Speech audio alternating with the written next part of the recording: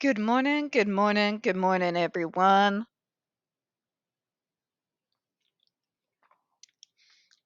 Welcome to another episode of Spilling Tea. I'm your host, Tiffany Daniels. And yes, we are going to that horrible world known as the JRC. But before we do, the usual disclaimers. First off, if you hear me clear my throat, sneeze, or cough, I am dealing with some severe fall allergies. So my apologies for that in advance. Also, if I'm not awake, no, I'm just kidding. I'm not awake, obviously. Okay? I may space off, so yeah. In the description box, folks, you're going to see the link to the article that the Judge Rotenberg Educational Center doesn't want you to read. It's written by NeuroClastic, a small non for profit started by autistics for autistics, wherein they interviewed and surveyed over 900 ABA professionals in regards to the JRC's so called behavior modification program. Matter of fact, the JRC doesn't want you to read this article so much. They've threatened NeuroClastic with a defamation lawsuit if they did not remove it from the website. Well, folks, NeuroClastic has refused, so you know the drill. Please read the article and share it on all your social media. Also included in there is NeuroClastic's public statement in regards to the defamation lawsuit threat, as well as a link to their GoFundMe.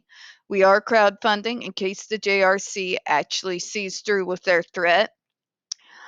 Also included in there, the Ozarks' first article in regards to Agape boarding school, also known as Stone for Help boarding school situation, a so-called Christian-themed boarding school based out of Stockton, Missouri that takes in so-called troubled male teens that has in pending over 21 civil lawsuits, claims, and allegations leveled against it, all which have been substantiated by the Missouri Department of Social Services, and they include the following: sodomy, rape, sexual assault, child abuse, psychological and emotional abuse, child trafficking, starvation, and that's just for starters. Excuse me. You have one former staff member arrested by the FBI, another a doctor who's still on the premises with full access to the boys, up on multiple, again, substantiated claims of sodomy, rape, and sexual assault of the boys there. You have an attorney Bisrael, a Bisrael, for goodness sake. We have an attorney general too busy chasing after drag queens and trying and failing to defund public libraries to actually do his job. And you've got a governor off his nuts. So send help to the few sane people out here with two brain cells to rub together who are too broke to GTFO, okay? Read that article, share it on all your social media. We got the other pertinent links to the Stop the Shocks campaign as well, including Autistic Hoya's massive archive on the subject, Jennifer Masumba's behavioral sheet of shockable offenses, a clip out of the 7-hour ordeal undergone by Andre McCollins back in 2002, the templates, and the ever-present, very self-explanatory Change.org Shut the Judge Rotenberg Center Down petition. When we discuss the JRC, you're going to hear vivid descriptions of and catch clips of surveillance footage of people with disabilities being tortured and abused. If you got young children present, folks, please go ahead and use those headphones, all right? This channel is marked not for kids for a reason. We use profanity on occasion and speak on dark subjects. If your child is 16 and younger and they're watching this, very obviously parental supervision is advised. Trigger warning, all right? All right.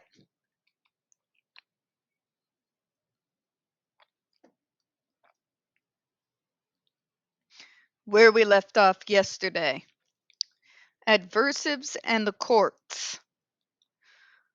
On a federal constitutional level, public schools have been afforded with significant leeway in their use of corporal punishment, not just on children with disabilities, but on all children in their care.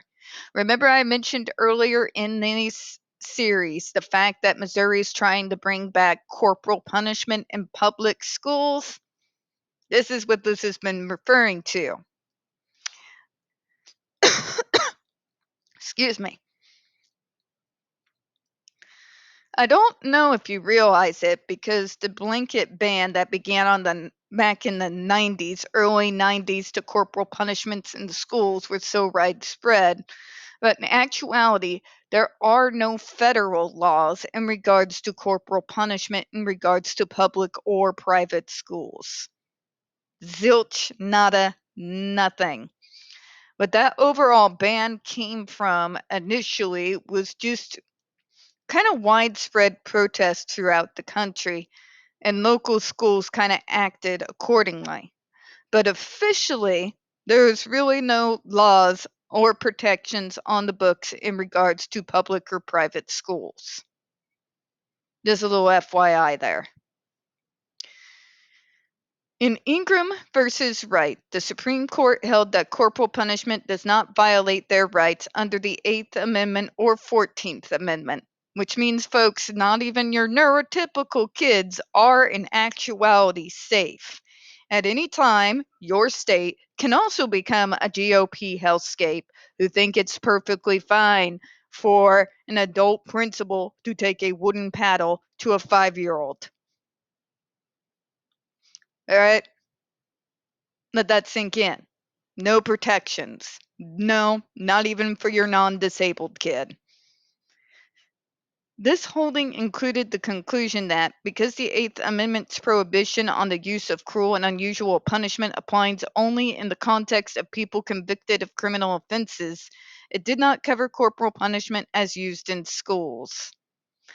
See, this is why we need more explicit laws, folks, particularly when it comes to protecting kids in public and private schools across the board.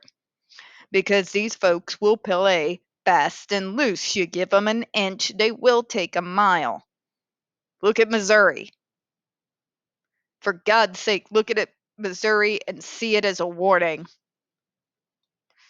With the amendment, the court held that the Constitution did not require a hearing or any other procedural safeguards because the traditional place that corporal punishment has had in school, because in its view, state criminal and civil law provided adequate protection against abuse. See, we live in a world, boys, girls, non binary, trans, all of us, as many as I can include there, where they don't view things like beating children with paddles as corporal punishment, at least not in the eyes of the law. All of us know it is very obviously abuse, but the law does not. Okay? Yeah, the law does not. Usually, the individuals most likely to receive that punishment are those who are developmentally disabled. Because we live in a world built for neurotypicals. And if we so much as ask a question to authority, they feel like it's sarcastic or defiance, even when it's not. Okay? It is what it is. So get angry about it, folks. Parents, do you think that it is a school's place to discipline your children, or is it yours? A school has a right to send a student who's causing disruptions to detention. Anything beyond that is beyond the scope, way beyond the scope. But places like the JRC and the troubled teen industry use and abuse the fact that there is no federal laws, guidelines, or safeguards in place when it comes to corporal punishment in schools. So until we get some actual laws on the books that makes it illegal for these places to use, abuse, humiliate, and physically assault the students, then yeah, okay?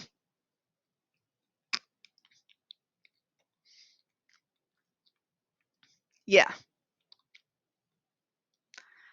There is a thin line between so called tough love and abuse, folks. The troubled teen industry has tried to blur that line. Places like the JRC have tried to blur that line. Do not allow it. But let's read on here. While it touched on the fact that students' substantive liberty interests were implicated in the use of corporal punishment, it held that corporal punishment was still permissible so long as it was not excessive, as it constituted only a minimal violation of these interests, and that other civil and criminal laws provided adequate protection from abuse. They don't, folks. And when you leave things up in the air like that, when you leave it on to the schools to determine what is and is not excessive, let's think about it here. The JRC does not think it is excessive to use the GED device, which is shooting electricity at a rate that is just below the lethal limit, because they consider that as not excessive. Yeah, you see why we have to change the laws here? Matter of fact, because of that law, people can base what they consider excessive on their own opinions. This is how students end up dead, but there's no federal investigation that can be done, okay? Do not shoot the messenger, change the law. In the end, it was unwilling to intrude on schools' rights and responsibilities in providing education, especially given what it saw as the widespread acceptability as corporal punishments as means of discipline. There's an age-old debate that's been going on now, in particular since the 90s. And it comes to do with the responsibility of discipline. What is excessive? But most importantly, is discipline solely the responsibility of the parents, or is the school also liable? And in that case, what is considered acceptable discipline and what is excessive and abusive? People will tell you it's complicated and blurry. The fact of the matter is, folks, it's actually not. If you feel that it is okay that a school, in the name of discipline, has the right to shoot your kids with electricity, to beat them with a wooden paddle, to sleep deprive, starve them, have staff jump out at them. Folks, that's not discipline, that's abuse. A school should have the right to a certain amount of discipline. What we're talking about here is proper restraint when necessary. When it's a regular neurotypical student, detention, things of this nature. But what a school should not have the right to decide by itself is if things that have to do where there's actual physical assault going on, the school should not have the right and say, no, it's not abuse, it's corporal punishment, and it is my right to determine whether it's excessive or not. No, Karen. No. And as far as if the school thinks what they are able to do is not quite good enough, and they have some real concerns in regards to that student, that is where the conversations with the parents should start. It shouldn't start after corporal punishment has already been administered. Okay? The school parents push and pull when it comes to rights regarding a particular student is a debate that has gone on for decades. Okay? decades.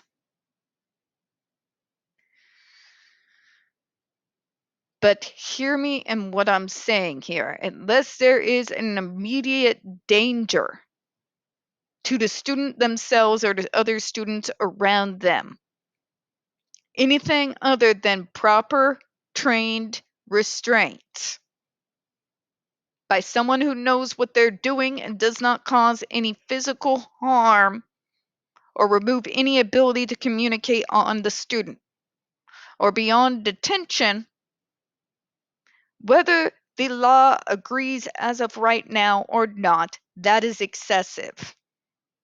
If there are some real behavioral problems that are going on, the school should go to the parents first. They should not wait until they think that corporal punishment should be administered. Okay? We're going to go ahead and close out on that. We don't get very many views on this channel. The few that we do get do tend to get removed from time to time. So please don't forget to hit the like button, hit subscribe, and don't forget to hit the comments. I do appreciate your time this morning. As always, folks, we here at Spilling Tea hope you have a good one. I'll see you in a few minutes here.